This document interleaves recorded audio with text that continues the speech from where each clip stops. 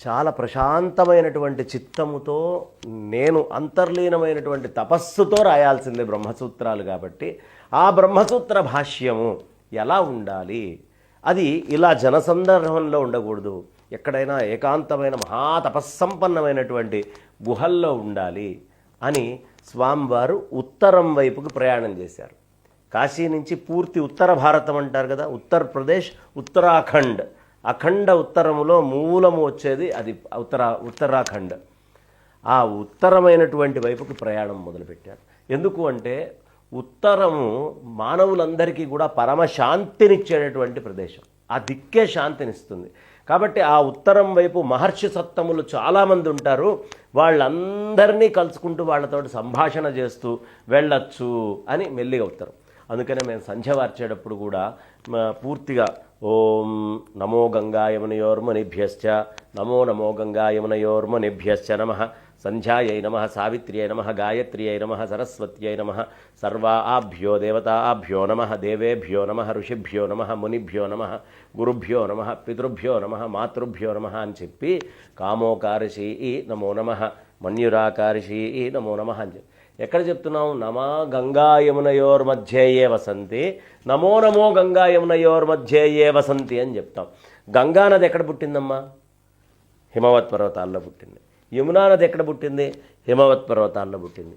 ఈ రెండిటికి మధ్యలో ఉండే భాగం మొత్తము కూడా చార్ధాంలో గంగోత్రి, యమునోత్రి, ఈ రెంటికి మధ్యలో ఉండే ప్రదేశం అంతా కూడా మనం నిద్రలేస్తే ప్రతిరోజు దండం పెట్టాల్సినటువంటి ప్రదేశం.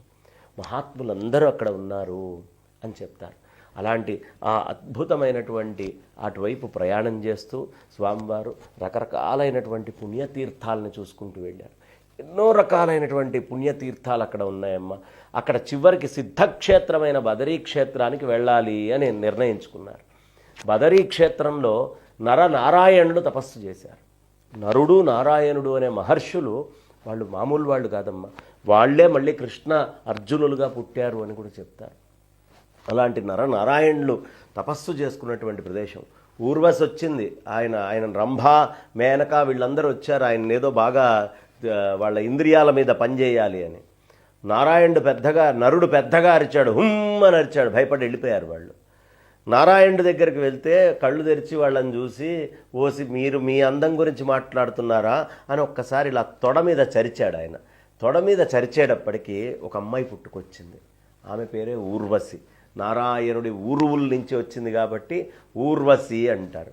అలాంటి ఊర్వశి వీళ్ళందరూ కూడా ఏమీ చేయలేనటువంటి జితేంద్రియులు వాళ్ళు, అంతని ఇంద్రియ నిగ్రహం. కాబట్టి అలాంటి ప్రదేశంలో అక్కడికి వెళ్ళాలి. అక్కడేగా వ్యాసుల వారు మనకి భారతము, వ్యాసుల వారు భాగవతము, అనేకమైనటువంటి పురాణాలు అన్నీ అందించినటువంటి ప్రదేశం బదరి. బదరిని విశాల అని కూడా పిలుస్తారు. చాలా విశాలమైనటువంటిది బదరి.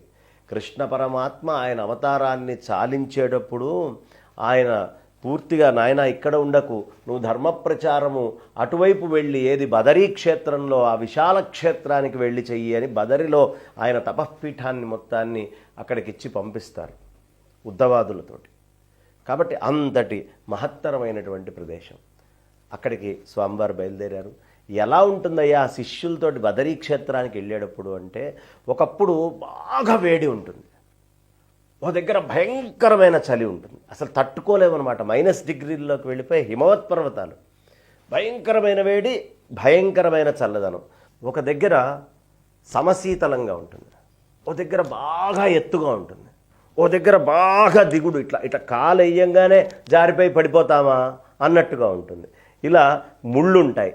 ఇంకొక దగ్గర వచ్చేటప్పటికి బాగా పచ్చికతోటి నిండి ఉంటుందన్నమాట. ఆ పచ్చటి కంబలి అన్న పల్చారా అన్నట్టుగా పచ్చి కంబళ్ళన్నీ కూడా అక్కడ ఉంటాయి. ఇది ఎలా ఉంటుందయ్యా అంటే, ఆ మొత్తం హిమవత్ పర్వత ప్రాంతం అంతా మూర్ఖుడి చిత్తం ఎట్లా ఉంటుందో అట్లా ఉంటుంది. మూర్ఖుడి చిత్తం ఒకలాగా ఉండదు, ఒకప్పుడు వేడిగా ఉంటుంది, ఒకప్పుడు నవ్వుతూ ఉంటాడు. వాడి ఇష్టం వచ్చినట్టుగా ఆ చిత్తం పనిచేస్తూ ఉంటుంది. అలా విచిత్రమైనటువంటి చిత్త ప్రవృత్తితోటి ఉన్నటువంటి ప్రదేశంలో ఆ మూర్ఖత్వాన్నంతా దాటి విశాలమైనటువంటి బదరీ క్షేత్రంలోకి స్వామివారు ప్రవేశించారు అని చక్కగా చెప్పేటటువంటి ఆ అద్భుతమైనటువంటి ఇది చేస్తూ తీర్థయాత్రలన్నిటినీ చేస్తూ, ఆ తీర్థయాత్రలు ఎవరైనా సరే, మనం తీర్థయాత్రలు చేసినా దారులన్నీ ఇంతే ఉంటాయి. కాబట్టి ఈ దారులన్నిటినీ ఈ విధంగా చూసుకుంటూ స్వామివారు మెల్లిగా బదరీ ప్రయాణం చేశారు. ఇక శంకరుడు గురించి మనకు తెలిసిందే, నిరంతరం ఆయన ఆత్మారాముడు, లోపల ఆనందాన్ని ఎప్పుడూ అట్లా అనుభూతి పొందుతూనే ఉంటారు. కాబట్టి తినటము, తాగటము, వారికి ఇంకేదో పని చేయాలనో వీటి మీద దేని మీద యావ ఉండదు. అయినా సరే లోకం కోసం ఆయన తిన్నట్టుగా తాగినట్టుగా, ఎప్పుడు ఏం దొరుకుతుందో తెలియదు, ఏ ఆహారం ఉంటుందో తెలియదు. అలాంటి అటవీ ప్రదేశాల్లోకి వెళ్ళినప్పుడు కొండల మీద ఎవరు పెడతారు, ఏం పెడతారు, ఏమీ పట్టించుకునేవారు కాదు. ఆయన అనుష్ఠానం, ఆయన సూత్రభాష్యం, ఆయన పాఠాలు, అదే జీవితం. ఇప్పుడు ఇక్కడికి వెళ్ళేటప్పటికి ఆయన వయసు ఎంతో తెలుసా అమ్మా? తెలీదండి. 12 సంవత్సరాలు.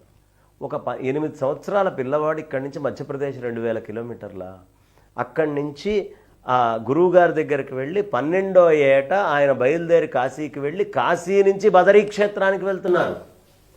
12 ఏళ్ల పిల్లవాడికి ఏం జ్ఞానం ఉంటుందమ్మా అసలు? మామూలుగా మనమే ఆలోచిద్దాం ఇవాళ. అలాంటిది ఆయన జాగ్రఫీ అంతా తెలుసుకొని అప్పటికే ఆయన శిష్యులట. 12 సంవత్సరాల వయసు. 12 ఏళ్ల పిల్లవాడికి శిష్యులందరూ వెనకాల నడుచుకుంటూ వస్తున్నారు. ఎంత వైరాగ్య సంపన్నం ఆలోచించండి. అలా ఆయన అన్నీ దాటుతూ చాలా ప్రకృతి రమణీయతతో ఉంటుంది. అనేక ఓషధి వృక్షాలతో నిండి ఉంటుంది. ఎక్కడ చూసినా దుప్పులు, ఆశ్రమాలు, మంచి తపస్సంపన్నమైనటువంటి ప్రదేశం. అక్కడ విరాగముతోటి ఉండేటటువంటి వాళ్ళందరూ ఉంటారు. అలాంటి ప్రదేశానికి వెళ్ళి స్వామివారు సూత్రభాష్యం రాయటం ఆరంభం చేశారు. బదరి గనక మనం వెళ్తే అక్కడ అలకానంద నది, అలాగే బదరిలో చక్కగా నారాయణుడు, బదరీ నారాయణుడు చాలా విశేషంగా ఉంటాడు. ఈ బదరీ నారాయణుడికి వెనకాల పైనుంచి అమృతధార అని ఒక జల్లు ఎప్పుడూ పడుతూ ఉంటుందమ్మ. అలాగే భీముడి యొక్క బండ అంటారు. అక్కడికి వెళ్తే సరస్వతీ నది పుట్టి కొద్ది దూరం దాకా వెళ్ళి లుప్తమైపోతుంది భూమి లోపల. 2 కళ్ళు సరిపోవు. అది ఆఖరి గ్రామం అక్కడే ఉంటుందమ్మా. ఇవాళ ఇండియాకి ఆఖరి గ్రామము ఆ ప్రదేశంలోనే ఉంటుంది. అక్కడ మన అని పిలుస్తారు దాన్ని. అదే ఆఖరిది, అదే మన.